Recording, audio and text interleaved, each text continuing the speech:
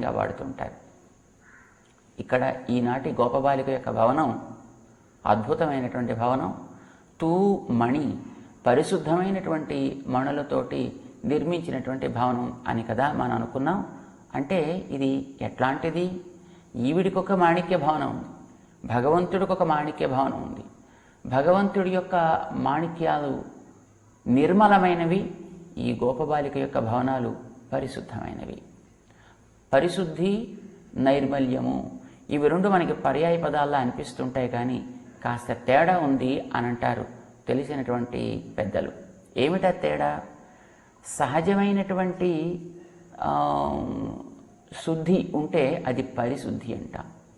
ఒకనాడు దానికి దోషం ఏర్పడి ఆ దోషం తొలగిస్తే దాన్ని నిర్మలము అంటాం. అంటే మల సంబంధం ఉంది, అంటే దోషం ఏర్పడింది, కానీ ఆ దోషం తొలగింది, అంచేత అది నిర్మలము అయింది. అసలు మల సంబంధమే లేకుండా సహజంగానే అది శుద్ధిగా ఉంటే దానిని పరిశుద్ధి అని అంటారు. ఈనాటి గోపబాలిక భవనానికి వాడినటువంటి మణులన్నీ కూడా తూ మణి అంటుంది మన ఆండాళ్. అంటే ఇవి ఏ దోషాలు లేకుండా ఏర్పడ్డాయి అన్నమాట.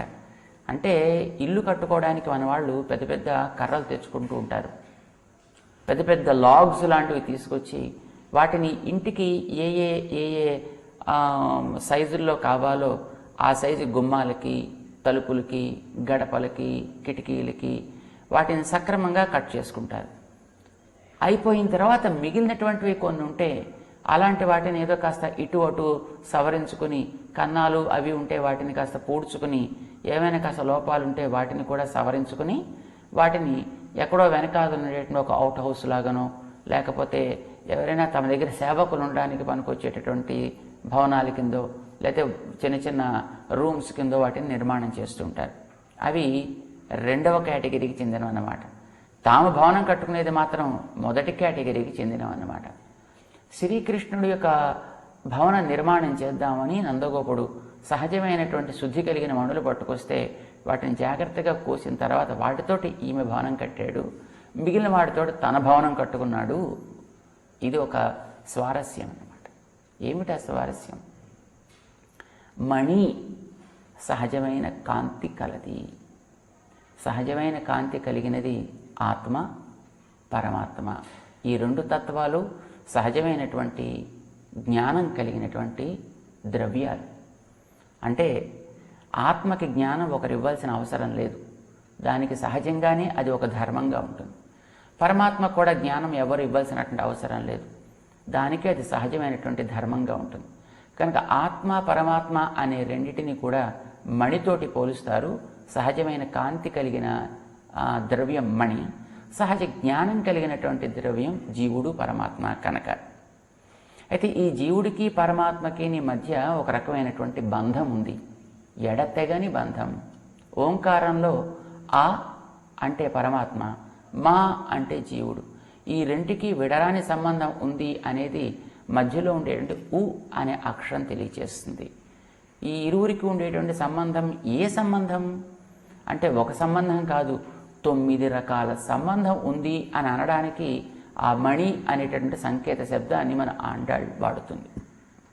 నవరత్నాలు అని అంటాం కదా, ఏమిటా 9 సంబంధాలు అని అంటే,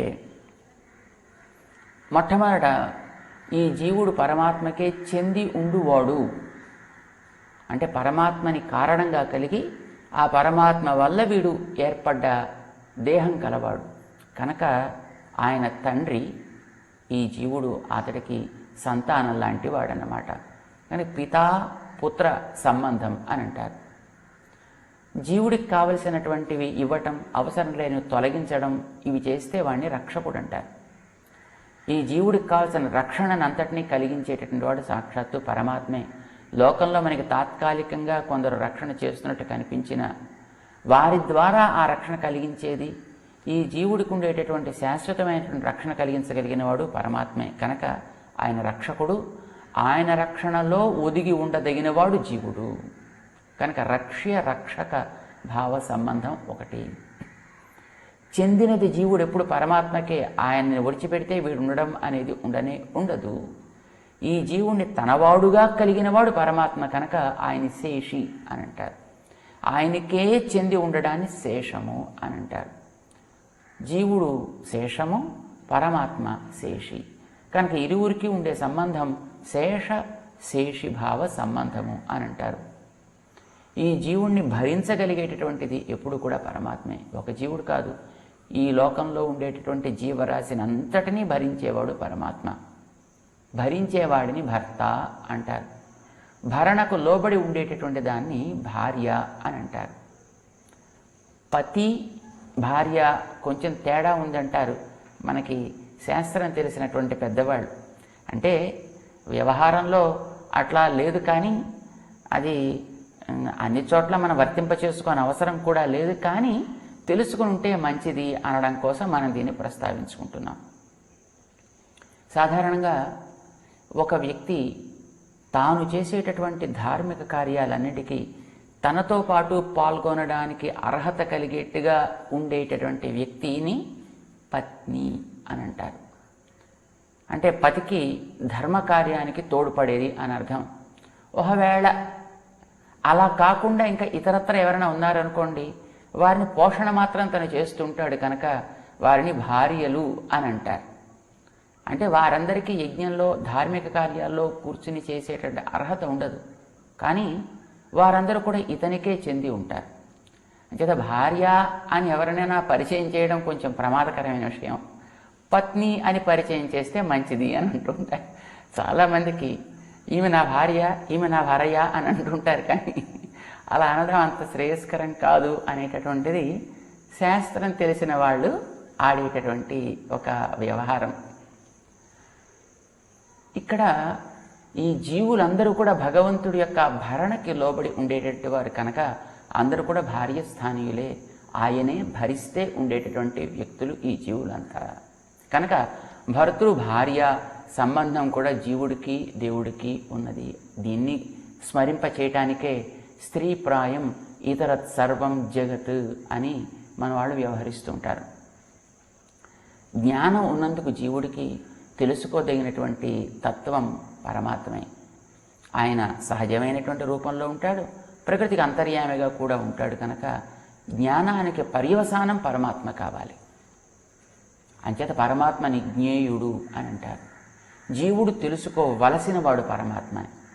అందుకోసమని జీవుడికి పరమాత్మకి మధ్య జ్ఞాతృ జ్ఞేయ సంబంధం కూడా ఒకటి ఉంది. అసలు ఈ జీవుడు అనేటువంటి వస్తువుని తనది అని అనుకున్నటువంటి వాడు పరమాత్మ. ఒక సొత్తుని తనదిగా కలిగిన వాడిని స్వామి అని అంటాం. స్వామికి చెందిన వస్తువుని స్వం అని అంటాం అన్నమాట. జీవుడు స్వం అయితే పరమాత్మ ఈ జీవుడు అనేటటువంటి సొత్తుకి స్వామి. అందుకే జీవుడికి దేవుడికి మధ్య స్వామి భావ సంబంధం కూడా ఒకటి ఉంది. అసలు మనం ఈవేళ ఇట్లా ఉన్నాము అని అంటే మనందరికీ ఆధారం ఆ పరమాత్మే. లోపలుండి తాను ఆధారం, తన లోపల మనని పెట్టుకుని తాను మనకి ఆధారం అయ్యాడు కూడా. రెండు రకాలుగాను తానే ఆధారం కనుకనే ఆయన మీద ఆధారపడి ఉండేవాళ్ళం మనం. ఆధారపడి ఉండే వస్తువుని ఆధేయము అని అంటారు. మనం ఒక బల్ల మీద కూర్చున్నప్పుడు బల్ల మనకు ఆధారం, దాని మీద ఉండే ఆధేయం మనం. ఒక బల్ల మీద ఒక వస్తువును, ఒక గ్లాసునో, ఒక కత్తినో, ఒక పెన్నునో, ఒక పుస్తకాన్నో మనం పెడితే ఆ పైన పెట్టిన వస్తువుల్ని ఆధేయము అని అంటాం. వాటికి క్రింద ఉండే నిలబెట్టేటటువంటి దాన్ని ఆధారము అని అంటాం. పైన సీలింగ్ నుంచి వేలాడేటటువంటి ఫ్యాన్కి పైభాగం ఆధారం, దాని మీద ఆధారపడి ఉండేది కనుక ఆ క్రింద తిరిగేటువంటి ఫ్యాన్ని ఆధేయము అని అంటాం. ఆధారం పైన ఉండొచ్చు, క్రింద ఉండొచ్చు, ప్రక్కన ఉండొచ్చు, లోపల ఉండొచ్చు, ఎక్కడైనా ఉండొచ్చు. కాక భగవంతుడికి మనకి ఆధార ఆధేయ భావ సంబంధం ఒకటి ఉన్నది. ఈ లోపలుండి మనం నియమించేవాడు ఆయనే. ఆయన నియమించకపోతే మనకి ఉనికే లేదు. అందుకే లోపలుండి నియమించువాడు ఆత్మ అని అనాలి. ఆయన ఆత్మ అయితే మనం ఆయనకి శరీరం లాంటి వాళ్ళం అన్నమాట. ఈ పైన కనిపించే శరీరానికి ఆధారం లోపల ఉండేటువంటి ఆత్మ అని మనందరికీ తెలుసు. ఈ శరీరం ఆత్మ వల్ల పనిచేస్తోంది, ఆత్మ కోసం పనిచేస్తోంది. ఆత్మ ఉంటే తానుంటుంది, ఆత్మ లేకపోతే దీన్ని శవము అని తీసేస్తారు. ఈ శరీరానికి ఆత్మకు ఉండే సంబంధంలానే ఆత్మకి పరమాత్మకి కూడా అట్లాంటి సంబంధం ఉంది. అందుకే ఈ శరీరాత్మభావ సంబంధము శరీర సంబంధము అని అంటుంటారు. ఇది ఒక సంబంధం. అంతేకాదు, మనం ఏదైనా ఒకటి అనుభవిస్తున్నాము అని అంటే ఆ అనుభవించేటటువంటి తత్వం మనమా, శరీరమా, మనకి కూడా లోపల ఉండేటువంటి పరమాత్మ? ఇది మనం ఆలోచిస్తే శరీరంలో పట్టుకున్నటువంటి చేత్తో పట్టుకున్న పదార్థాన్ని నోట్లో పెట్టుకున్నప్పుడు నోరు తింటలేదు, లోపలుండే పొట్టకి అందిస్తున్నాం. పొట్ట తింటలేదు, మనం తింటున్నాం అని అనుకుంటున్నాం. అంటే అనుభవం క్రమంగా చేతి ద్వారా, నోటి ద్వారా, పొట్ట ద్వారా మనకు అందుతోంది. నిజానికి అది మన దాకా ఆగదగినది కూడా కాదు. మనకి వెనక ఉండే పరమాత్మ దాకా దాన్ని మనం పంపించగలిగితే ఆయన భోక్త అవుతాడనమాట. ఈ పైవన్నీ కూడా భోగ్యములు అవుతాయి. అయితే మనిషికి ఉండేటటువంటి అహంకారం చేత తన దాకా తెచ్చుకుంటాడు, తన నుంచి పరమాత్మకు పంపించడం మానేస్తాడు. అక్కడ వీడు సంసారంలో బంధాన్ని పొందుతూ ఉంటాడు. అలా తన దగ్గర ఆపకుండా వెనక్కి పంపించగలిగితే వీడికి బంధమే లేదు. అప్పుడు భగవంతుడే వీడి భారాన్ని పరిపూర్ణంగా వహించవలసి వస్తుందన్నమాట. స్వీకరిస్తాడు కూడా. భోక్త ఆయన. భోగ్య పదార్థాలు ఈ ప్రపంచం అంతా కూడా చేతన అచేతనాలు అన్నీ కూడా ఇది మనకి ఉపనిషత్తులు స్పష్టం చేస్తున్నాయి. ఆయన అత్త చరాచర గ్రహణాత్ అనేటటువంటి ఒక సూత్రం కూడా మనకి ఈ విషయాన్ని స్పష్టం చేస్తుంది. అత్త భగవంతుడికి మంచి పేరు. అత్త అంటే మన నాన్నగారి చెల్లెలు కాదు. అత్త అంటే అదనము చేయువాడు, అంటే భోజనము చేయువాడు అని అర్థం అన్నమాట. మనం తినడానికి పనికొచ్చేదాన్ని ఓదనం అని అంటాం కదా. ఓదనం అంటే అన్నం అన్నమాట. ఈ ఓదనము చేయువాడు అత్త. అత్త ఎందుకని? చరాచర గ్రహణాత్. చరములంటే జీవులు, అచరములు ప్రకృతి. ఈ రెంటిని కూడా తాను ఆహారంగా స్వీకరిస్తాడు. ప్రళయకాలంలో వీటిని గ్రహించి తన లోపల దాస్తాడు. సృష్టికాలం ఏర్పడ్డప్పుడు తిరిగి వాటిని బయటికి తెచ్చి జగద్ రచన చేస్తాడు. తిరిగి మళ్ళీ లోపలికి స్వీకరిస్తుంటాడు, మళ్ళీ బయటికి తెస్తుంటాడు. యస్య బ్రహ్మచ క్షత్రంచ ఉభే భవత ఓదనః మృత్యుర్యస్యోపసేచనం కయిథా వేద యత్ర సహ అంటుంది. యముడి యొక్క ఉపదేశం నచికేతస్ అనే పిల్లవాడికి చేసేటప్పుడు ఆయన ఈ చేతనాచేతనాలన్నిటినీ కూడా తనకి ఆహారంగా తీసుకునేటప్పుడు మనం తినే భోజనంలో అన్నం తినటానికి ప్రక్కన ఉండేటువంటి నంజు ఒకటి ఉంటుంది. దానికి తోడుపడేటటువంటిది ఉపసేచనం అంటాం దాన్ని. ఆవకాయ లేకపోతే పచ్చడో లేకపోతే కూరో లేకపోతే మజ్జిగో చారో ఇలాంటివన్నీ అన్నం తినడానికి పనికొస్తాయి. అవి మన లోపలికి పోతుంటాయి.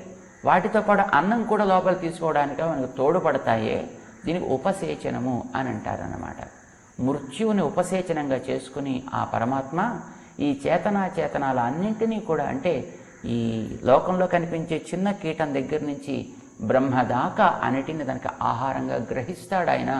ఇది యముడు చెప్పాడు. ఇట్లా ఆయన భోక్త. మిగిలినటువంటి జగత్తంతా కూడా ఆయనకి ఆహారం చేత భోక్తృభోగ్య భావ సంబంధం ఈ ప్రపంచానికి ఉంది. ఇలా భగవంతుడికి మనకిన్ని 9 రకాల సంబంధాలు ఉన్నాయి అనేదాన్ని వేదాలు చెప్తున్నాయి, ఉపనిషత్తులు చెప్తున్నాయి. భగవద్గీతలో ఈ విషయాన్ని స్వామి చాలా స్పష్టంగా చెప్పాడు. పితాహమస్య జగతః మాతా ధాత పితామహ 9వ అధ్యాయంలో ఈ విషయాన్ని చాలా విస్తరించి మనకి ఉపదేశం చేస్తాడు. ఇట్లా ఈ సంబంధం తెలిసినటువంటి మహానుభావులు ఎవరో వారు మణుల వంటి వారు. మిగతా వారికి జ్ఞానం ఉంటుంది, కానీ అది ప్రకాశించాల్సిన క్రమంలో ప్రకాశించదన్నమాట.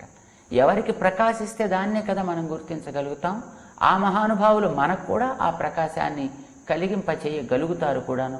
కనుక మనం అలాంటి మహనీయుల్ని ఆశ్రయించుకోవాలి, తద్వారా జ్ఞానాన్ని పొందాలి. అయితే అలాంటి మహనీయులు ఎక్కడుంటారు? భగవంతుడు ఎక్కడెట్టే పెడతారు వాళ్ళని? భగవంతుడు వాళ్ళలో ఎక్కడుంటాడు? ఇలాంటి వాళ్ళని జ్ఞాని అని అంటారు. భగవంతుడు చెప్తాడు భగవద్గీతలో, ప్రియోహి జ్ఞానినోత్యర్థమహం. జ్ఞాని అంటే నేను చాలా ఇష్టపడతా, నాకు అతడంటే కూడా అంత ఇష్టం. సచ మమ ప్రియ.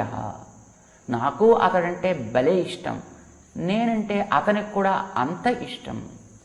మరి అలాంటి వాళ్ళని ఎక్కడ పెట్టుకుంటావు? మయితే తేషు చాప్యహం అంటాడు ఆయన 12వ అధ్యాయంలోకి వెళ్ళాక. తే మయి, అలాంటి వారందరినీ నేను నా హృదయంలో దాచుకుంటానన్నాడు. మరి నువ్వెక్కడ ఉంటావు? నేను వారి హృదయంలో దాగి ఉంటాను ఇప్పుడు కూడాను, వారెప్పుడు నన్ను సంరక్షణ చేసుకుంటూ ఉంటారు అని చెప్పాడు. ఇదొక తమాషా. దీన్ని మన ఆండాళ్ళ తల్లి అందంగా భావనంలా రూపొందించి మనకి తెలియటానికి వీలుగా చెప్పింది. మనం భగవంతుడిలో ఉన్నాం అనుకోండి, అప్పుడు మన భవనం ఏమైంది? మనం ఉండేది భవనం లోపల కదా. ఎందులో మనం ఉంటామో ఆ పైది మనకి భవనం అవుతుంది. మనకే కదా ఎవరికైనా. ఒక పెద్ద నిర్మాణానికి లోపల మనం ఉంటాం. మనం భగవంతుడు హృదయంలో ఉన్నాం అనుకోండి, అప్పుడు మన భవనం ఏది? భగవంతుడే. భగవంతుడు మన హృదయంలో భావించామనుకోండి, అప్పుడు ఆయన భవనం ఏది? మనమే. లోపల ఉండే భగవంతుడి స్థానాన్ని మనం మందిరం అని అంటున్నామే, అదే భవనం. అది మన హృదయంలో భావించగలిగితే, దర్శించగలిగితే, అప్పుడు ఈ హృదయమే ఆయన భవనం అవుతుంది. అంటే ఈ దేహం నిజానికి భగవంతుడి యొక్క జంగమ భవనం అన్నమాట. ఇది సంచరించేటటువంటి భవనం. ఎప్పుడు గుర్తిస్తే, ఎవరికైనా. చాలామంది దాన్ని గుర్తించరు, అది మనకి వేరే విషయం. చాలామంది దీన్ని శ్మశానంగా మార్చేస్తారు. ఇందులో రకరకాల జీవజాలానంతటిని కూడా సంహరించి లోపలికి పారవేసి ఎన్నెన్నో రకరకాలైనటువంటి మలిన పదార్థాలని ఇందులో చేర్చి దీనిని రకరకాలుగా మారుస్తారు. కానీ నిజానికి ఇది భగవంతుడు వేయించేసి ఉండేటటువంటి దివ్యమైనటువంటి భవనం అనడంలో ఏం సందేహం లేదు. గుర్తించిన వారు దాన్ని అట్లా మలచుకుంటారు. ఇప్పుడు భగవంతుడు ఇందులో ఉన్నాడు, మనం భగవంతుడిలో ఉన్నాం. ఇప్పుడు మన భవనం ఏది? భగవంతుడి భవనం ఏదో ఒకసారి మనం భావిద్దాం. మన భవనం సాక్షాత్తు భగవానుడే. భగవానుడికి ఎప్పుడైనా ఏమైనా దోషాలు ఉంటాయా? ఉండనే ఉండవు. ఆయనకి కర్మలు లేవు. జన్మ, మృత్యు, జర, వ్యాధులు లాంటివి ఏవి ఆయనకు ఉండనే ఉండవు. కనుక మలములు లేని భవనం భగవంతుడు. మంచి మణి, శుద్ధమైన మణి. అందుకే శ్రీకృష్ణుడు తన హృదయంలో ఆ లోపల ఉండేటటువంటి జ్ఞానిని దాచుకోవడం చేత ఆవిడ యొక్క భవనం మణి మాడం అయింది, పరిశుద్ధమైన మణులతోటి చేసిన భవనం అయిందన్నమాట.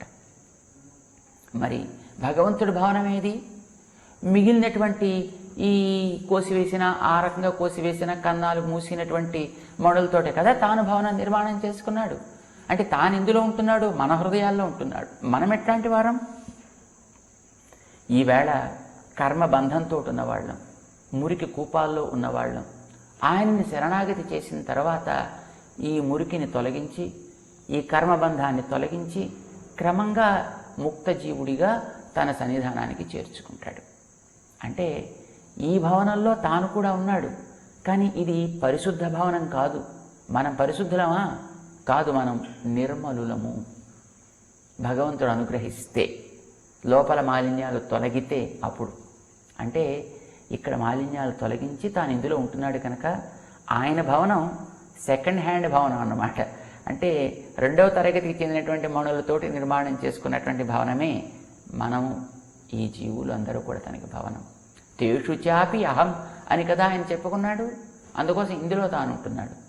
ఇప్పుడు చూడండి తమాషా, ఆయన భవనం అంత మంచిది కాదు, కానీ మన భవనం మాత్రం పరిశుద్ధమైనటువంటిది. ఇది అందమైనటువంటి ప్రియురాలికి చేసిన భవనం అని చెబుతూ మన ఆండాళ్ ఎంత చక్కటి తత్వాన్ని మనకి వివరించి తెలిపిందో.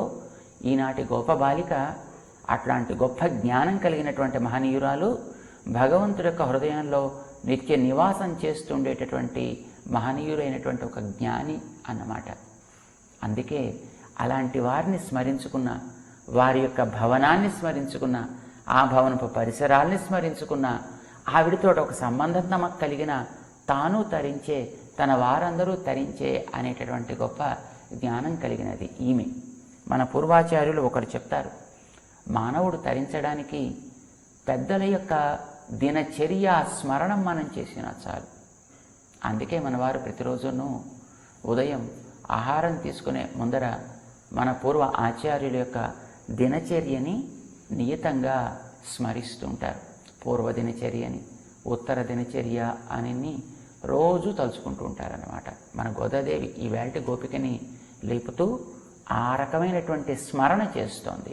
ఆవిడతో ఒక సంబంధాన్ని పెట్టుకుంటోంది. భగవద్జ్ఞానం కలిగినటువంటి మహనీయులు ఎప్పుడు కూడా ఆయనే నాకు అన్నీ చేయవలసిన వాడు అనే నిష్ఠతోటి విశ్వాసంతో వారు ఉంటారు. భగవంతుడు తప్ప వేరొకరు తనకి లేరు, భగవంతుడి కంటే ఇతరమైన వాటికి తాను చెందను, ఈ నిష్ఠ వారిలో ఉంటుందన్నమాట. ఇదే ఒక చక్కటి సంబంధంగా మన ఆండాళ్ తల్లి మనకు వివరిస్తోంది. అదేమిటో ఒకసారి ఆ పాటను మనం అనుసంధానం చేసుకుని దాన్ని స్మరించుకునే ప్రయత్నం చేద్దాం. 9వ పాసురం. ఆండాళ్ తిరువడిగళే శరణం.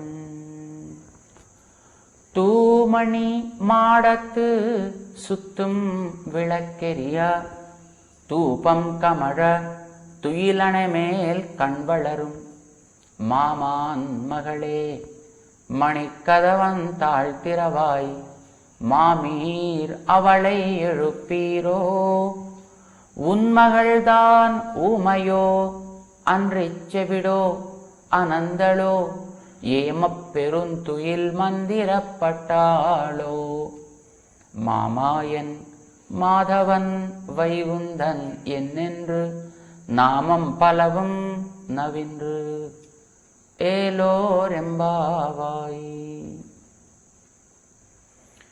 తూమణి మాడత్తు. వీళ్ళందరికీ అసలు ఆ లోపల గోపికని తలుచుకుంటేనే కొంచెం కోపం వస్తుంది. ఎందుకంటే వీరందరూ కూడా శ్రీకృష్ణుణ్ణి చేరాలి అనేటటువంటి తపన చేత పాపం సుఖాలన్నీ వదిలిపెట్టి ఆ శ్రీకృష్ణుని కోసం పరుగులు పెడుతున్నవాళ్ళు. మరి ఆ లోపల గోపిక కూడా అలా ఉండాల్సి ఉంటుండగా ఆమె హాయిగా మంచి చక్కటి భవనంలో విశ్రమిస్తోంది. ఎంత ఆశ్చర్యం ఇది! ఇది ఎట్లా తగును? ఇరువురికి ప్రేమ కలిగినప్పుడు ఈవల వ్యక్తి ఏ స్థితిలో ఉంటాడో ఈ ప్రేమను సూచిస్తూ ఆవల వ్యక్తి కూడా అదే స్థితిని అనుభవిస్తూ ఉండాలి కదా. అప్పుడే కదా ప్రేమ సమానంగా ఉన్నది అని మనం అనుకుంటాం. కేవలం ఒకవైపు నుంచే కనుక ఆ ప్రేమ ప్రసరిస్తే దానికి పేరు మారుతుంది. అది సరసంగా ఉండదు, రసాభాసగా ఉంటుంది అని అంటారన్నమాట. మరి లోపల ఉండేటటువంటి నీవేమో హాయిగా సుఖాలు అనుభవిస్తున్నావు, బయట చూస్తే మేమేమో ఈ రకంగా సంచరిస్తున్నాము, మాకు మణులు అంటే గిట్టటం లేదు, శ్రీకృష్ణుని యొక్క ఎడబాటు చేత మాకు మెత్తటి పరుపులు ముళ్ళ పరుపుల్లో ఉంటున్నాయి, దీపాన్ని చూస్తే మాకు బాధ వేస్తోంది, పరిమళాలంటే అసహ్యం వేస్తోంది. మరి నీకో ఓహోహోహో చక్కటి దీపాలు, చక్కటి పరిమళాలు, మంచి పరుపులు, అందమైనటువంటి సౌకర్యాలు, ఇవి ఎట్లా నీకు సొక్కుతున్నాయి? ప్రకరణం మారుతోంది, మనం గమనించాలి. ఇక్కడి దాకా తెలతెలవారుతోంది మేలుకో, తెలవారుతోంది లేచిరా, ఇట్లా పిలిచినటువంటి మన ఆండాళ్ ఈనాటి గోపబాలికని మేల్కొల్పే సన్నివేశాన్ని కాస్త మార్చింది, మనం గమనిస్తున్నాం. రాగానే చూశారు వీరు. అది మాణిక్యాలతో తయారు చేసిన భవనమేమో బహుశా గ్లాస్ బిల్డింగ్ అన్నమాట. అది పైనుంచి చూస్తేనే లోపల ఉండేటటువంటి అన్నీ కూడా మనకి స్పష్టంగా కనిపించేటంత సహజంగా ఉంది ఆ భవనం యొక్క నిర్మాణ చాతురి. లోపల ఏంది? అదొక చక్కటి భవనం. ఆ భవనం మధ్యలో అందమైనటువంటి ఒక హంస తూలిక తల్పం, ఆ తల్పానికి ఒక చక్కటి మెత్తటి పరుపు. అసలు ఆ పరుపు యొక్క లక్షణాన్ని చాలా అందంగా మన ఆండాళ్ళతల్లి చెబుతుంది. అసలు అది తాకితే చాలు అలుపంతా తొలగిపోయి ఒక్క క్షణం దాని మీద విశ్రమిద్దామా అనిపించేటంత అందంగా ఉందిట ఆ పరుపు. అలాంటి దాని మీద ఈవిడ హాయిగా పడుకుంది, దాని మీద నిద్రిస్తోంది. పైగా అసలు నీకు నిద్ర ఎట్లా పడుతోంది? శ్రీకృష్ణుని యొక్క ఎడబాటు నిద్ర పట్టనిస్తుందా నీకు? అంటే బహుశా నీకు ఎడబాటు లేదు అని అర్థం. అవన్నీ నీకు సొక్కుతున్నాయంటే తాత్పర్యం ఏమి? మాకా శ్రీకృష్ణుడితోటి ఎడబాటు వల్ల ఏ సుఖాలు మాకు ఆనందాన్ని ఇవ్వటం లేదే, నీకు ఆనందాన్ని సుఖాలు ఇస్తున్నాయంటే బహుశా శ్రీకృష్ణుడు ఎడబాటు నీకు లేదు, శ్రీకృష్ణుడు నీకు లోపల ఉంటాడు, మాకు కనిపించకుండా నువ్వు దాచి ఉంటావు శ్రీకృష్ణుడిని. ఆ ఉండేటటువంటి ఆ పడకకి చుట్టూ అందమైనటువంటి దీపాలు కూడా ఉన్నాయి. అసలు ఈ భవనానికే చుట్టూ ఒక పెద్ద ఆరామం ఉంది. ఆరామం అంటే ఇంటి చుట్టూ ఉండేటటువంటి ఒక విశాలమైన ఉద్యానవనం లాంటిదన్నమాట. అందులో అక్కడక్కడ ఆసనాలు ఉన్నాయి, మంచి మంచి చెట్లు ఉన్నాయి, ఆ చెట్లకి దీపాలు వేలాడుతున్నాయి. అవన్నీ కూడా క్రింద నుంచి దీపాలు, మంగళ దీపాలు. ఎందుకవి అనంటే శ్రీకృష్ణుడు వచ్చినప్పుడు ఈవిడితో కలిసి విహరిస్తూ ఉంటే ఎక్కడ ఆయన కూర్చుందామంటాడో లేకపోతే ఎక్కడ ఈవిడికి అలుపు వస్తుందో అక్కడ వెంటనే ఒకసారి కూర్చోపెట్టడానికి వీలుగా ఎక్కడ కావాలంటే అక్కడని ఆసనాలు ఉన్నాయి. మరి భగవంతుడు ఉండేటప్పుడు అక్కడ పక్కన మంగళకరంగా ఉండాలి కనుక అక్కడే ప్రక్కన ఒక దీపం కూడా వెలుగుతుందన్నమాట. ఇట్లా ఇంటి చుట్టూ దీపాలతోటి ఆ భవనం అంతా ధగధగాయమానంగా మెరుస్తోంది. లోపల ఆవిడుండేటి పడకకి ప్రక్కన చక్కటి ధూపపు పరిమళం కూడా వ్యాపిస్తోంది అంతటా. నిజానికి ధూపం అంటే మన పొగ కనిపించాలి, కానీ ఇక్కడ పొగ కనిపించటంలే, పరిమళం మాత్రం వస్తుంది అనమాట. వచ్చే పరిమళాన్ని బట్టి బహుశా అక్కడ ధూపం వేశారు అని మనం ఊహించాల్సి వస్తుంది. మనం వేసుకునేటువంటి ధూపాలు లాంటిది కాదు కదా అది. మనం ధూపం వేస్తే ఊరికే పొగ వస్తుంది, కళ్ళు మండుతాయి, ముక్కు మండుతాయి, దగ్గు వస్తుంది తప్ప మనకి వాసన అనేది ఎంతవరకు ఉంటుందో తెలియదు. కానీ అక్కడ వేసినటువంటి ధూపం పరిమళాన్ని తప్ప ఇతరమైనటువంటి అవలక్షణాలు దానికి ఉండవు. అలాంటి సన్నివేశంలో ఆ గోపబాలికుంది. చూడండి, తూమణి మాడత్, పరిశుద్ధమైన మణులతో నిర్మించిన మాడత్, ఆ మేడకి సుత్తుం విళక్కెరియ, చుట్టూ దీపాలు వెలుగుతున్నాయి. అంతేగా ధూపం కమళ, ధూపం పరిమళిస్తోంది. ధూపపు పొగ కనిపించట్లే, పరిమళం మాత్రం వస్తోంది. అంటే వచ్చేటిని పరిమళాన్ని బట్టి ఊహిస్తున్నారు. ఆవిడున్నది ఎక్కడ? తుయిల్ అణై మేల్ కణ్ వళరం, ఆ పడకకే తుయిల్ అణై అని పేరు పెట్టారు. నిద్రపుచ్చే పడకటండి. అప్పుడే ఇతరత్ర నిద్రపోయి వచ్చిన వాడికైనా ఆ పడక మీద చేరితే చాలు నిద్ర వస్తుంది. అంత అందంగా ఉంది పడక. హంసతూలికా తల్పం అని మన వాళ్ళు అంటుంటారు.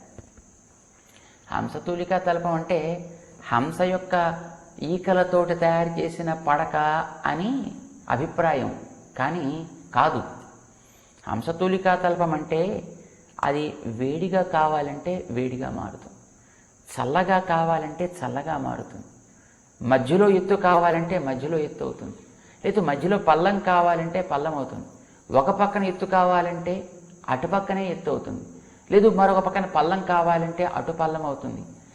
ఎటు పక్కకి కావాలంటే అటు పక్కకి దాన్ని త్రిప్పుకోవటానికి వీలయ్యేట్టుగా ఉండేటటువంటి అత్యంత అనుకూలమైనటువంటి పడకకి ఆయా కాలానికి తగినట్టుగా అది మనకి కావలసినటువంటి సౌఖ్యాన్ని ఇవ్వగలిగేట్టుగా ఉంటే దానికి హంసతూలిక తల్పము అని పేరు.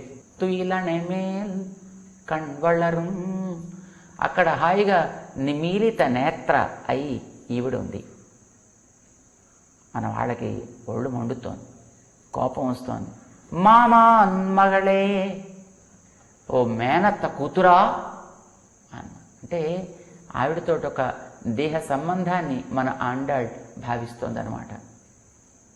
మణికదవంతాళ్ తిరవాయి, ఆ లోపల ఉండేటువంటి గోపిక బహుశా వీళ్ళని కాస్త టెస్ట్ చేద్దామనో లేక మరో రకంగా వీళ్ళ మీద ప్రేమ చేతనో, అరే తలుపు తీసే ఉందర్రా రండర్రా అన్నట్టుగా ఆవిడ బహుశా అన్నది అని మన వాళ్ళు భావించారు.